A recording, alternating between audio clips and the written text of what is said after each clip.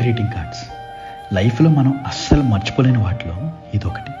ఇప్పుడంటే ఎవరికైనా విషెస్ చెప్పాలంటే వాట్సాప్ ఆర్ మెసేజెస్ చేసేస్తున్నాం, కానీ అప్పట్లో ఏదైనా అకేషన్కి విష్ చేయాలంటే ఈ గ్రీటింగ్ కార్డ్సే. డిసెంబర్ వచ్చిందంటే చిన్నప్పుడు ఊర్లో ఎక్కడ చూసినా గ్రీటింగ్ కార్డ్ షాప్సే. న్యూ ఇయర్ దగ్గరికి వచ్చేసరికి అమ్మ నాన్న డబ్బులు అడిగి మరి మన బ్యాచ్ని వేసుకుని గ్రీటింగ్ కార్డ్ షాప్స్కి పరిగెట్టేవాళ్ళం. అక్కడ ఉన్న కలర్ఫుల్ గ్రీటింగ్ కార్డ్స్ చూస్తే మైండ్ పోయేది. Especially music greetings. ఓపెన్ చేయగానే మ్యూజిక్ ప్లే అవుతుంది. అప్పట్లో అదొక అద్భుతం. మనకి అది కొందామంటే మన దగ్గర అంత బడ్జెట్ ఉండేది కాదు. సో బడ్జెట్కి తగ్గట్టు బెస్ట్ ఫ్రెండ్స్కి కొంచెం మంచి గ్రీటింగ్స్, మిగిలిన వాళ్ళకి నార్మల్ గ్రీటింగ్స్ కొనుక్కొని వచ్చేవాళ్ళం.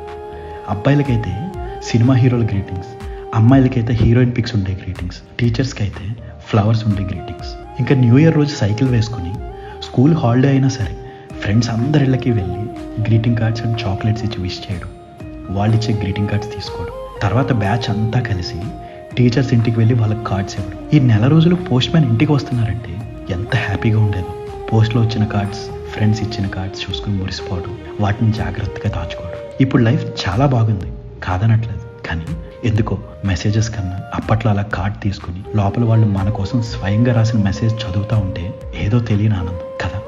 ఉంటా అండి ఇట్లు, మీరు అలాగే.